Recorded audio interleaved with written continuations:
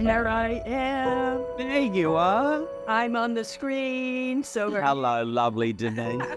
It is an absolute thrill to see you again, and I mean that from my heart to yours. Oh, bless you, Craig. Great to see you, my darling. Really. When you talk about those legendary Hollywood bloodlines and being part of a showbiz dynasty, I mean, that is absolutely you. You're like at the epicenter of it, aren't you? It definitely is part of the fabric of my life, for sure, in lots of ways. Of course, your grandfather, the great Bing Crosby, your grandmother, Dixie Lee, who was a dancer, an actress, and of course, your father, Dennis Crosby. He was an entertainer. He was a singer, actor. I think, wasn't he part of the Crosby Boys, which was a harmony group that featured uncles Gary, Lindsay, and Philip, if I've got that right? Very good. Very good. Yes. Yeah, they had a nightclub act. They performed all over. And, Bing, when he would do some shows in Vegas or nightclub acts, sometimes they would accompany him. But I think they clearly wanted to, make a mark on their own. When reflecting on your younger years, I can only imagine that there are some very painful memories there. You were 3 years old when there was a court case brought by your mum, who was not your father Dennis's wife. It's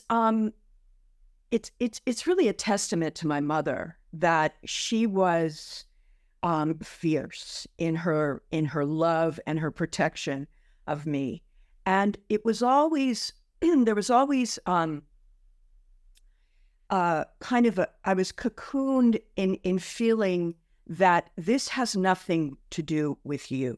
It's really their loss. It's their inability to embrace you and have a relationship with a young child. It is their, it's the fault in their character. And this was like I'm articulating it, as an adult now, but it was laid out like that to me, always as a child. I think my mother was very concerned that I wouldn't, walk around with sort of the scarlet letter on, because, ultimately you do have to explain. You have to find a language that can explain this, that isn't confrontational or doesn't crush you as a child, because people like to label, she's the illegitimate one, the scandalous, she's the child born out of wedlock. It's crazy to think that, the world we are in today, that was such a box of problems for everyone, but that's what it was, Yes. You loved your mum, Marilyn Scott, and you two remained very close up until her passing in 2003. Yes, absolutely. Yeah. I was so grateful she got to see my son born and got to, spend his first 5 years of his life with him, with her. And yeah, she loved my husband, Ken. She was always very much a part of my life. She got to see me have success. Yes. She got and work. And I think it really was, a thrill for her. I wish she could have stayed longer, And, I think that all that was going on in those early days was designed for that, to have me have a sense of who I was, that I was a whole, healthy human being and not shattered by what had happened. And it is something that could have been very shattering if Sure. it had been presented to you in a totally different way. Now, it's interesting, Denise, because only recently did you find paperwork pertaining to your father and your mother, Marilyn. I can only imagine how incredibly freeing this is for you from this point forward. Yes. This began with a phone call. I mean, I had talked to people over the years about the case, but I didn't know enough about it to really give a full account. You know, I knew of it, but I certainly hadn't combed through the case itself yet or read all of the newspaper clippings. I mean, you can imagine when this happened, it made the front page news. There were two papers here in LA, but there was also a morning paper and an evening paper. So it was on the cover of, you know, each edition.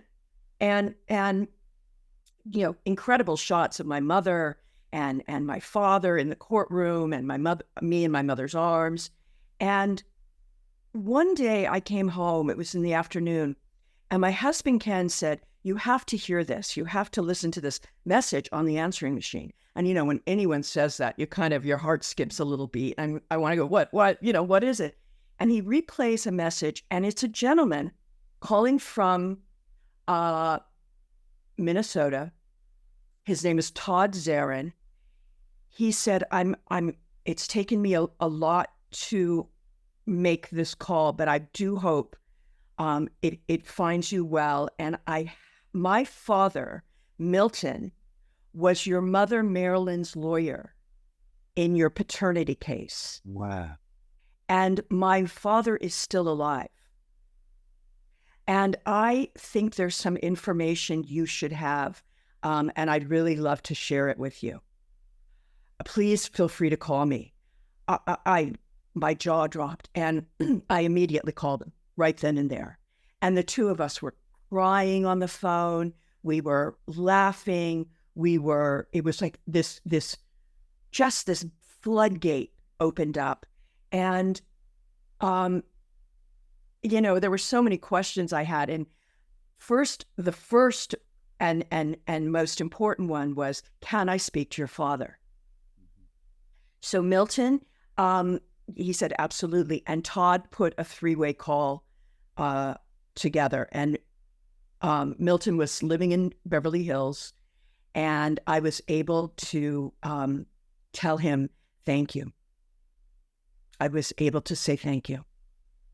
Because he took, of course, this was, you know, a pro bono case, and knew that this had to be done right, and that my mother needed help.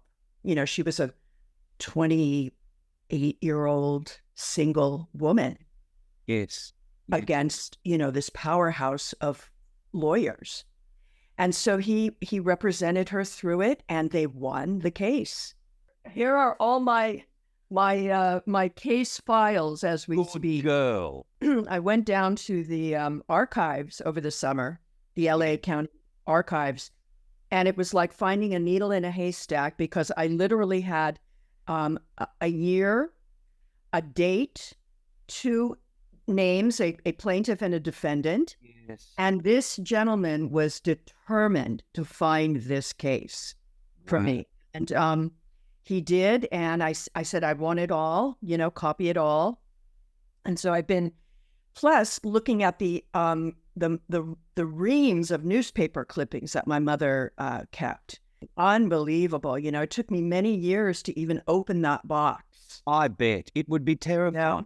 Such a journey, isn't it? You know, you have to be ready to make that leap, and to look at things from a healthy perspective, you know, and not feel the shame.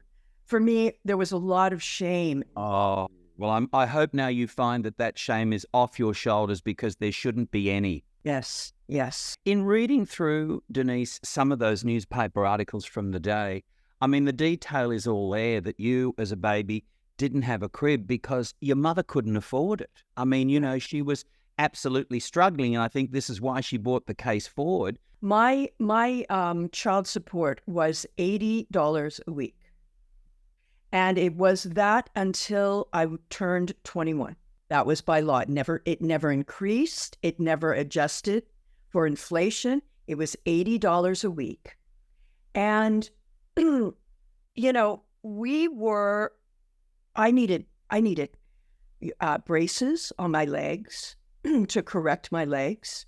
I was pigeon-toed at birth, and you know, there were issues that I had. You know, I needed medical help, and my mother, you know, came from a very, very poor background, and but the Crosby family were one of the wealthiest families in Hollywood.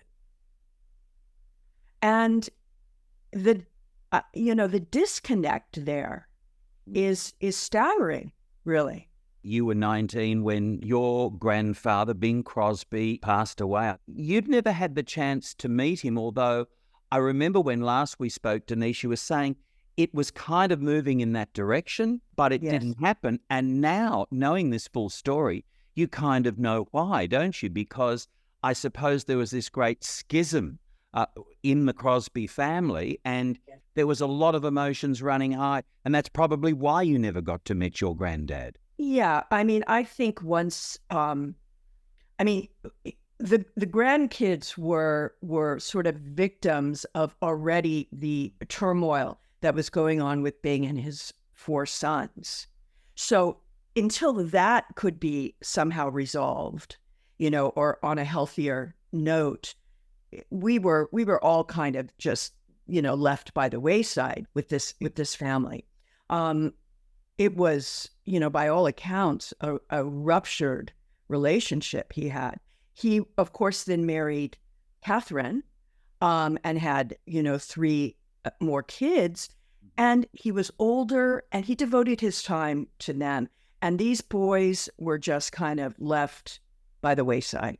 Your famous grandfather, it's impossible to escape his showbiz luster. There's the movies, there's the television specials, holiday season, white Christmas plays.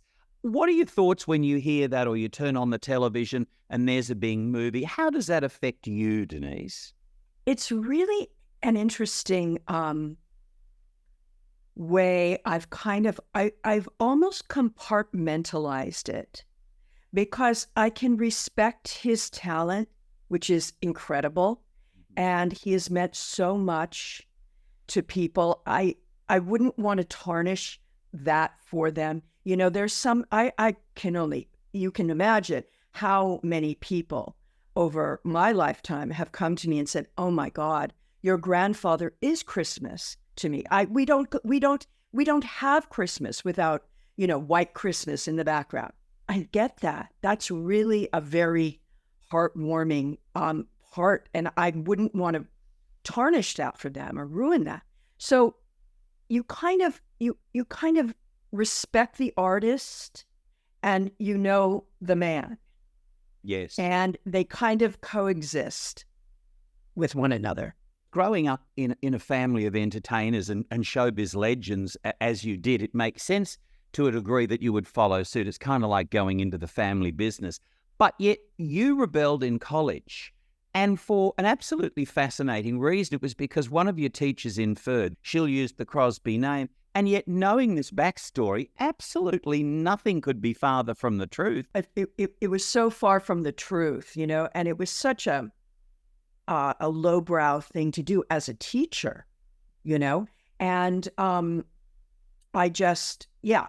really did rebel, and came back around to it in my own way, fortunately with extraordinary support and teachers. You did, for instance, the Playboy spread, 1979. But I love the story there that they wanted you, first of all, in a Bo Peep outfit with the staff and the whole 9 yards. And you thought, sod that, down at Beverly Hills, got a punk hairdo, and thought, if you want the Playboy spread, this is how you do it. That's exactly it. And by chance, in the editor's office, she was having a nervous breakdown when I walked in. And, because look at that time, what women, were, it's like, big fluffy hair and, big boobies and, a very quintessential 80s kind of girl. And here I come in flat chested. I look like a boy. And now my haircut was, like a 1/4 inch long. And Philip Dixon happened to be in the office, and he was their favorite photographer. Philip had just come back from the runways in Paris. Yes. And he was shooting a lot of models, he was moving into that fashion world now. But they loved him at Playboy. And he happened to be there. And he stopped the editor, Marilyn Grabowski, and said, wait a minute. I like the way she looks. I like her look. Let me offer this. Let's do some test shots. And if Hefner approves, great, we'll do a photo spread. If not, no harm, no foul. And I said, great, okay, we're gonna look. So the actual pictures in the Playboy were supposed to be only our test shots, but Hefner loved the test shots and put them in. And there was a very, very big casting director named Tony Howard. It was Lynn Stallmaster and Tony Howard. And Tony tracked me down through the magazine. She had, enough clout that she could pick up the phone, and Marilyn Grabowski, she said, who is this girl? I want to reach her. I want her to come in for a reading. And I remember I was living at home with my parents, and she called up and at the apartment and said, I've got a movie of the week. It's called The Diary of a Teenage Hitchhiker. I'd love for you to come in and read for it. Mm-hmm. And I went, sure. I'd never read I'd read obviously a script in the play in college. I did. But I came in, I had no makeup on. I remember I was wearing like army fatigues and flip-flops. And she said, I don't know what you're doing, but I love it. And here's the script. Go home, have a look at it. And when you're ready, call me up and come in and read for it. So I ended up not doing it because the lead they cast was Charlene Tilton, who's like 5'4", and they wouldn't cast anyone over 5'5". Yeah. So she said, but I like what you're doing. And if you want, I will help you, but I want you to study first. Study your craft. And she wrote 3 names of 3 teachers. She said, all 3 are good. Go see who you connect with. And when you're ready, I'll help you get an agent. Wow. And there it began. So it really was through Playboy. You made your movie debut in Blake Edwards' 10, the movie with Dudley Moore and Julie Andrews and Bo Derek. Is that true in kind of like one of the background scenes as a party guest or some such? Yes. So when Blake Blake had finished the movie 10, there was a lot of nudity in it. In order to get the film playing on planes, in countries where they had a more restrictive, ratings code, he had to take all that nudity out. And so he was going to go and reshoot those scenes, but all of those naked girls became me in just a little bikini. And I was running around as Don Calfa's girlfriend. Dudley Moore has that telescope relationship with his neighbor, and he's mesmerized by the stuff that Don Calfa is doing. And I'm running around in a little bikini, my hair also very short. And guess what my name is in the movie? Rapunzel. Of course. Rapunzel. And so that movie got me my Screen Actors Guild card. You went on to marry his son, Jeffrey, who was quite the powerhouse as well. But what was Blake like as a director? Because you did a couple of Blake Edwards movies as well, 2 of the Pink Panthers. I think there was The Trial of the Pink Panther and The Curse of the Pink Panther. Of course, both of those after the great Peter Sellers had passed away. But you got to work with some fabulous people in those. But what was Blake as the man like? He was extraordinary. He was maybe the most generous human being I've ever met. I mean, he loved sharing in things, and whatever good he was having, he would just share it. He was so smart and incredibly charming. Could charm anything.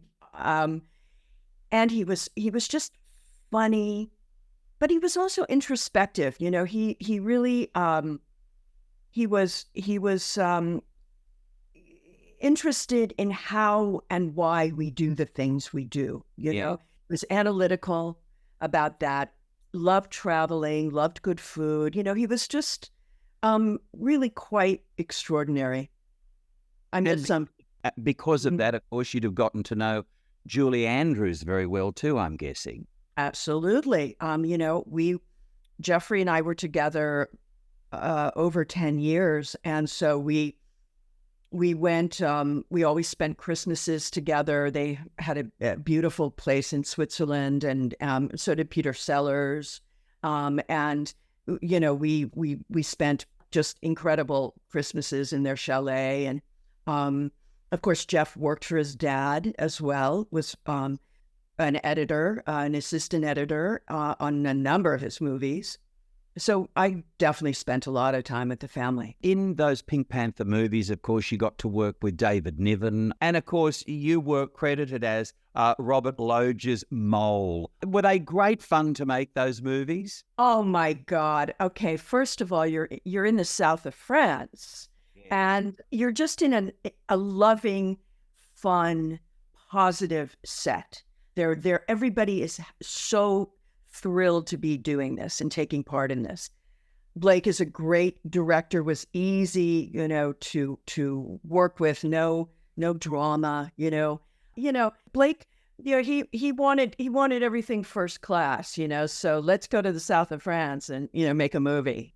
Peter Sellers, I mean, he was so identified with that Pink Panther franchise, and these were the first two that he hadn't been involved in because he'd passed away. Did you feel him kind of there in some weird way? In a way, because, he was never far from Blake's heart and Blake's telling stories about Peter. He would always engage us in, some sort of wild tale with Peter. I fortunately got to meet Peter before we started filming.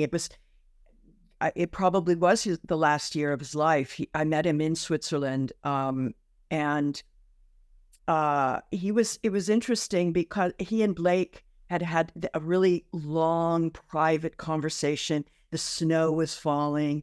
I remember it really very, like, kind of iconically. They hadn't really spoken in some time, and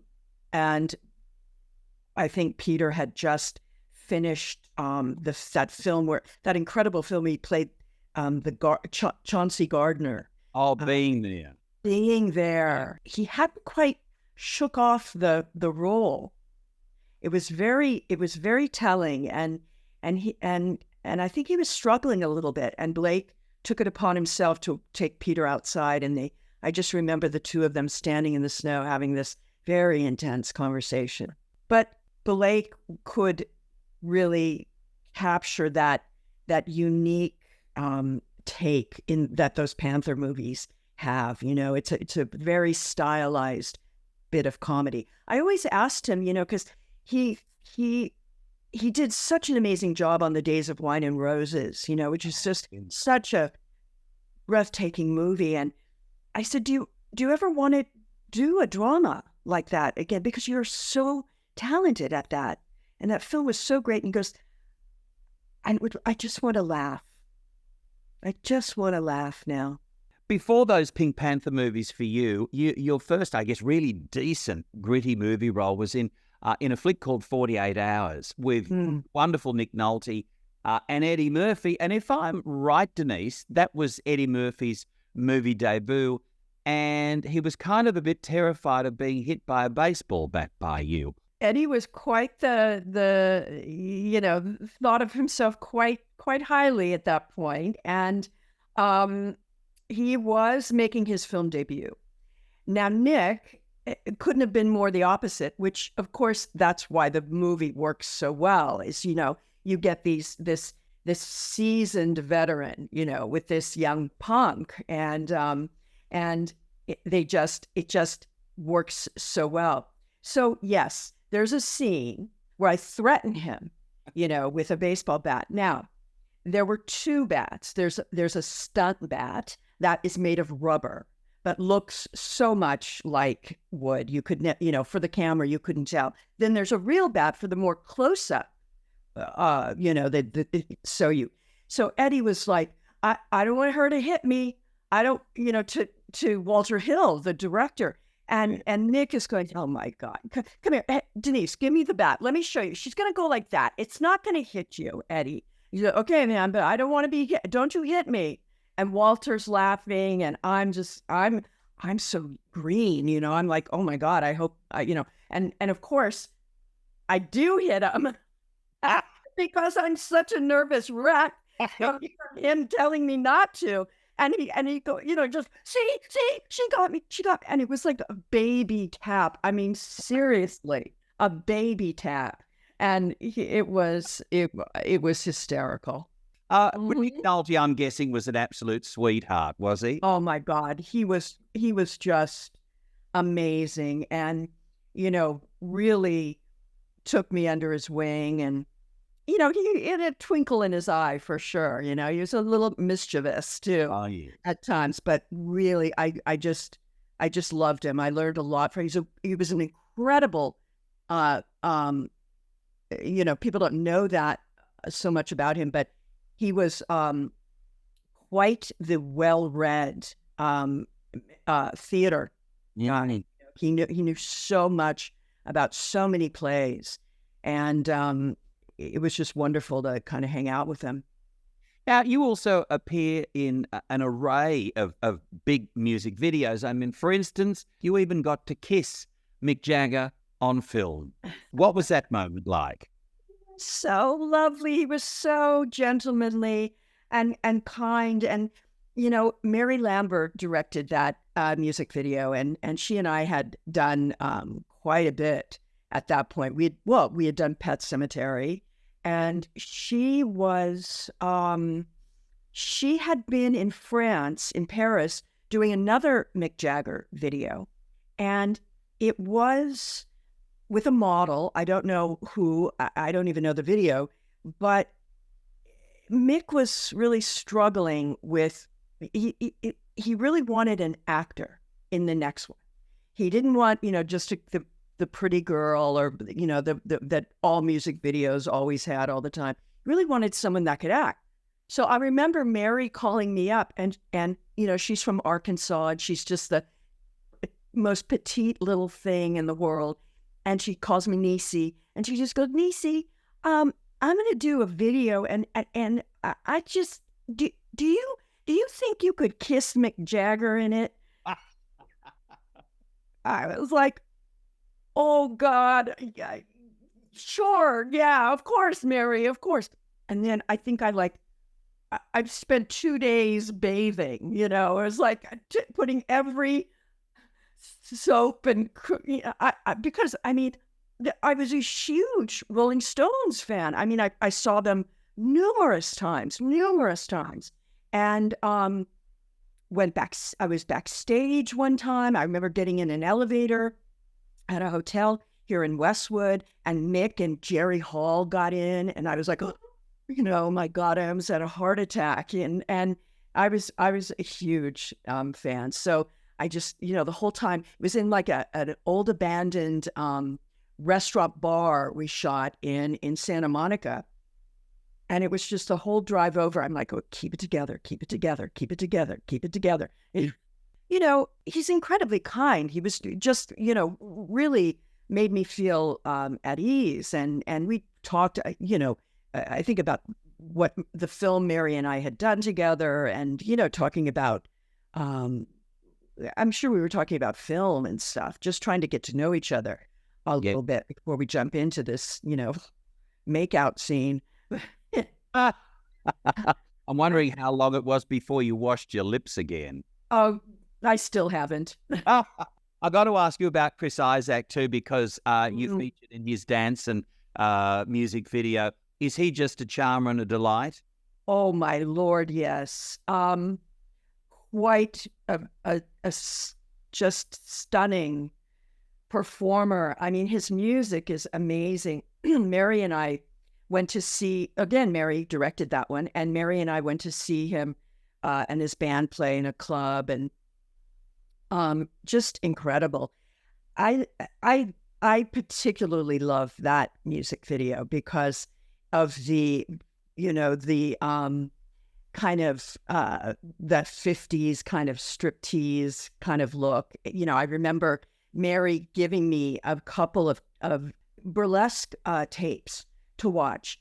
And because I really hadn't seen any burlesque to speak of. And so I was, practicing all these moves in my room, trying to mimic the dancers. So it was really a beautifully shot kind of number, And then there is your little Black Sabbath moment too. No Stranger to Love, wonderful song of theirs. Was that a completely different change of pace working with those guys? Yeah, that was, again, I go back. It was funny because I can remember being a kid, like 10, 11 years old, listening to Black Sabbath records, in my bedroom, and my mother going, "What the hell?" And it's just shot in a cool way. People love. Do you know? It's funny. In the last year, when I've been at like a Comic-Con or something, twice now, somebody has shown that Black Sabbath video. I mean, you look over your showbiz life and the things that you've done. There are these divine, delicious cul-de-sacs, aren't there, of fabulous moments. It doesn't just all go in a straight line, and to think Right. in the midst of all of that is Tasha Yar, of course, Star Trek, The Next Generation. Did you love working with Patrick Stewart? Oh my gosh. Sure. He was, he, I watched him sort of change over the years. He was really coming from that British theater background. And it took him a little bit to get used to the whole American sort of cowboy attitude in television. But he was, he's just so well spoken and so good, and makes everyone better. Whenever you act with really good actors, you're better for it. And so yeah, that was great. He kind of loosened up and got to goof around a bit, didn't he, as the series progressed? Yes, absolutely. What was the great Gene Roddenberry like? Was he a fascinating man? He was. He was very excited to be doing the show again on his own terms. And he was very generous with his letting us interpret this, giving us these roles now. They belong to you. You make them as you see them. And he was just like a big cuddly teddy bear, of a man. And I'm so glad he got to see this kind of happen, for himself, because the first series, had so many bumps in the road, and he was able to really make this happen. I know that you've spoken often about why you decided to leave the series, because you got sick of saying things like, "Yes, Captain," and it wasn't as fulfilling as maybe as it could be. But the thing that struck me about that decision, you've said in other interviews, you didn't want to bring bad energy to the set. You could have just turned up every day and gone to work and taken the paycheck, and that would have been fine. But you wind up not being just the total fabulous starburst of energy that you usually would be. So that's essentially why you called it a day and went off. And that's a bold move, and it goes to show to me just how indelibly classy you are. Oh, that's so sweet of you. Yeah, it's. I've certainly been on sets where there's been a selfish kind of person, or just an ass on the set, and they just, it just brings. It's so difficult to make all of this work anyway, and to be under that kind of pressure and tone is just toxic, and nobody wants to be around that. I didn't want to be resentful of the show or being there. I want to be somewhere that truly I want to be, and genuinely can make everything, nicer around me. So that was I was moving in that direction. And I thought, look, if it's not going to change, if you're not going to help the writing here, none of us are winning in this situation. But yet she returned as a hologram. And then you created a character, essentially, your own daughter, Selah, was a fabulous villain. Yeah, absolutely. And I hope if it's meant to be, there's more of her out there in the universe, because she's still kicking. And she is that is a complicated, dynamic role for sure. Do you think, Denise, there is the likelihood of another Star Trek franchise for television? Because I heard some whispers about Star Trek Legacy. Is this a likelihood? Have you had any chance about that? Could this be a home for Selah if indeed it comes to pass? I have certainly had a conversation about Legacy with Terry Metalis, who really would love to do a Selah story arc. Mm-hmm. The problem is Paramount has been sold, and I don't know what that means for Star Trek. I know they have their Starfleet Academy or something going, but Terry has moved on to working at Marvel, I think, with the Marvel franchises, and so I don't know if he's going to get Legacy up and going.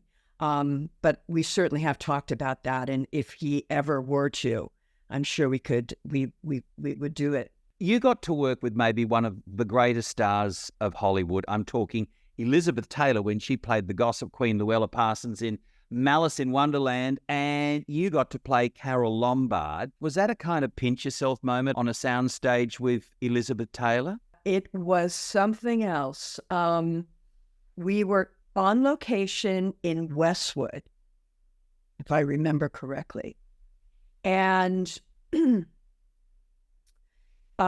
she was probably 6 or 7 hours late, which only she could pull off and was allowed to do. So all of us were waiting. We're waiting all day long. And on that particular set, per her contract, she was given a gift a day. Mm-hmm. And so her big giant trailer was over apart from all of our little, nobodies. And the costume designer had given me this incredible black dress on. I mean, that was fitted and tailored and extraordinary. Looked amazing. Because, it's Carol Lombard. She was at the height of her career. And I'm waiting all day. And then I get a note from the costume designer, comes to my trailer and said, we have to change you. And I went, oh, why? This looks amazing. And she said, well, Miss Taylor is the only one that can wear black on this. By chance, now we are miles from Western costume to get, by chance, she had another outfit that could fit me, that was, elegant enough to represent Carol Lombard on the truck. Yes. So that's when I changed into this beautiful turquoise suit, and I had this great fox hat and a fox coat I threw over my shoulder, and it maybe it was even a better fit. But I mean, that's how the day began. I kind of broke the ice. Here's the thing with Liz. I knew I was with Jeffrey Edwards, and I knew that she also had a place in Stade in Switzerland. Yes. So I broke the ice by talking about Stade. And she went, oh, you've been there. And I said, yes, my in-laws live there. And so, of course, she had met Blake and Julie before. So I kind of broke the ice a little bit. And it was a lot nicer and better in the day with her. Yeah. She was formidable. she had just come out of the Betty Ford clinic. So she was, really clean and svelte, and she was at the top of her game. And Yes. it was beautiful. I'm wondering why she was 8 or 9 hours late. Had she married another husband in that time? You gotta wonder, that people sometimes do that kind of stuff because they can, Yeah, that's right. and they know they like getting away with this. Yes, And it's a power thing. of For course. sure. You mentioned Stephen King's Pet Sematary a little earlier on, and in that, I love the movie. I also just love Fred Gwynne, of course, forever remembered as Herman Munster, but so much more than that. Car 54, Where Are You? And so many wonderful movies. And I think, Denise, people forget that he was an author of kids' books and things. He too, another absolutely fascinating man. I bet you two got on like a house on fire. Yeah, Fred was just a love. He was so generous and kind and really humble. He had no airs about anything. He just was a hard worker. And he opened up to me about his career, how many peaks and valleys, he had been through at that point. After the Munsters, after being a giant hit for years, he simply was unhireable. He had to he left LA, he left Hollywood and started from scratch back in New York, and had to start all over again. And he was very, he was humbled by that and had no pretensions about that. Stephen King, too, is another absolutely fascinating man. I know, of course, in Pet Sematary, he played the minister. So did you get to hang with him for a bit? Well, fortunately, we got to Maine where we were filming 2 weeks before we started shooting. And we sat around in a conference room, myself, Dale Midkiff, who played my husband, and Fred, and Mary, and Stephen.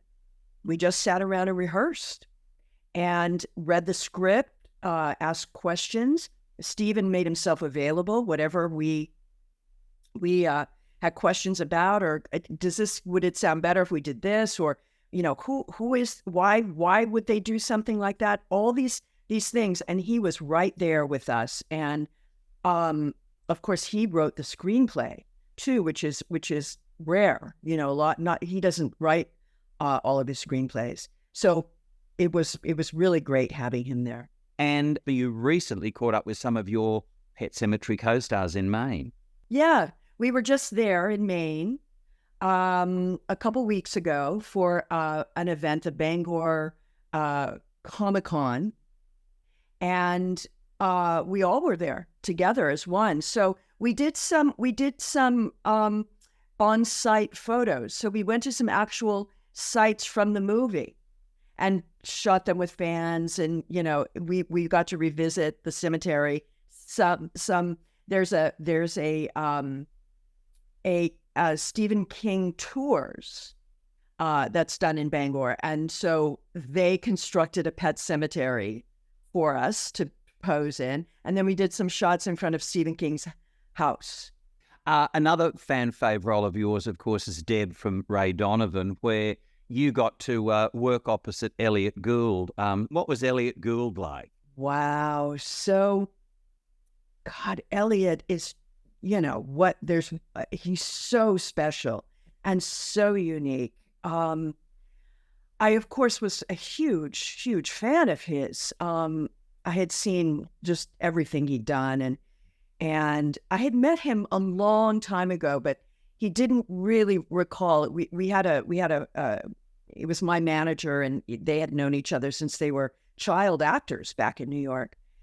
The first time I got together with Elliott on the set, I was in the makeup chair, and I was called in earlier than him. And this man comes in very, very quietly behind me, and he puts his hand on my shoulder, and he says, "Hi, Boogie." I jumped. Boogie is my nickname that my husband has given me. Yeah. And I was like, how do you know? And he had this Cheshire cat grin on his face.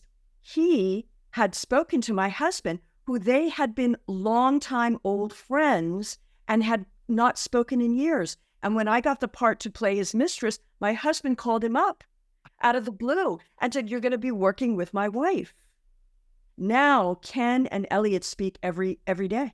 Diagnosis murder with Dick Van Dyke, who is just a 100% treasure, isn't he? Oh my God, no kidding. No kidding. I did, I think, 2 of those diagnosis murders. Yeah, he was amazing. Amazing, man. And of course, anybody that hangs around Malibu sees him in Ralph's jigging and dancing around and just having such a fabulous time. I mean, that man, irrepressible, but lovingly so. Halloween is his big holiday. He goes crazy for Halloween. Tricks out the place, like, he's probably working on next year's already today. You become great friends now with your aunt Mary Crosby, who of course has such a wonderful career, but I guess most famously people would know her as the villain who shot J.R. Ewing. She was Kristen in Dallas. Yeah, I mean that was the biggest event in the world. I mean, they were talking about this all over the world, and huge, wagers were being made, and predictions, and so Mary and I met. It was funny. She walked into my acting class with her husband at the time, Eb Latimer. I had been studying with Milton Katselas, famous acting teacher here in LA, for years. And they were joining the class, and I'd never met Mary. And Milton obviously knew that we were related. And he quietly said, "Do you want me to introduce you? Is this awkward for you? Do you want me?" I said, "A little bit, but let's do it." And we met, and, we became friends. And I went on to do a number of things with Eb. He wrote plays. He wrote a film I did, called The Divorce, a Contemporary Western. It was sort of his working out his own relationship with Mary. And I spent a lot of time at their place, but it was through acting class. I remember talking to Mary about that book that Gary had wrote that was very blistering. She said that Gary confided in her, one of the last things that he said before he passed away, that he was kind of pressured into making up a lot of things or really exaggerating it for the sake of making the book a bestseller. Is that your take on Gary's book as well? God, I did read it. It was it's funny we're talking because I was in Australia when my husband found it in a bookstore in Melbourne, and gave it to me. But it was over 25 years ago. It's hard to know. I mean, I have bits and pieces and sort of corroborating articles in other places that talk about how, Bing was so strict with these boys and hard on these boys, and he was regretful towards the end. And so I don't know. It's funny. Gary's son and I are quite close. My cousin Steve.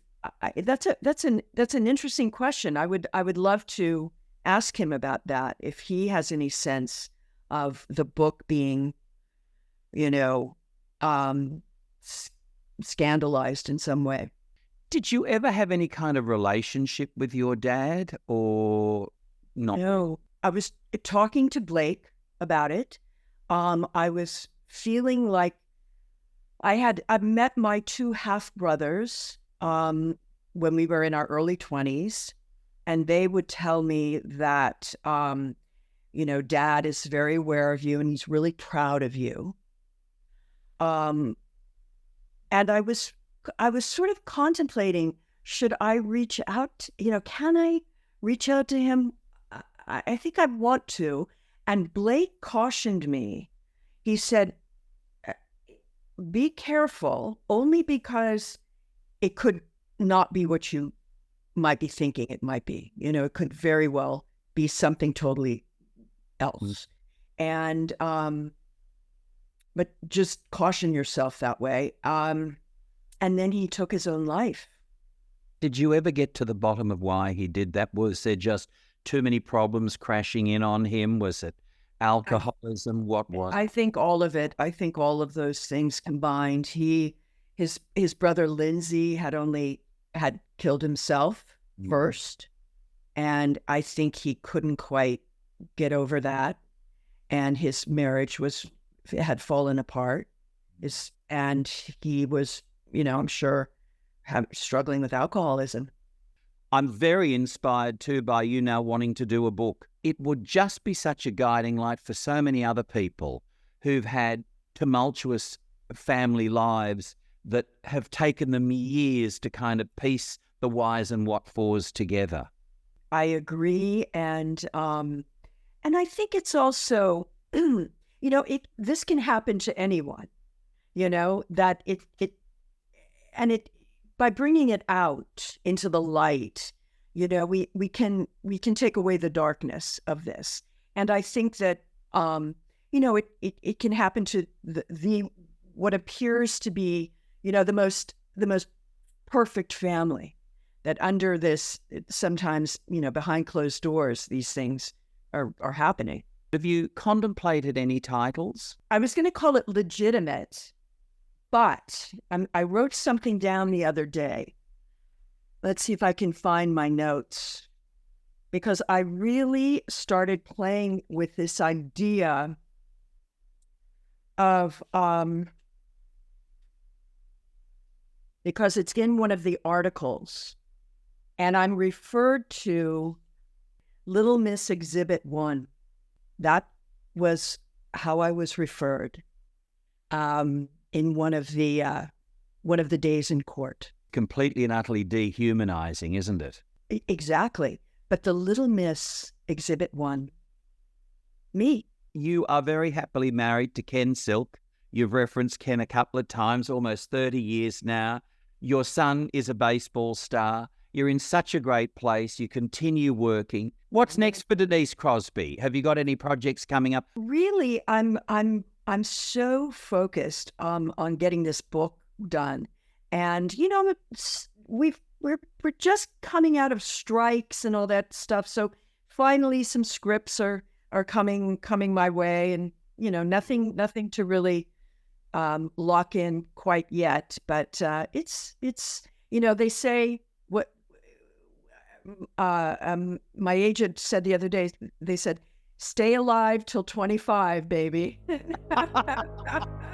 For all of us, stay alive till 25. That's the new slogan.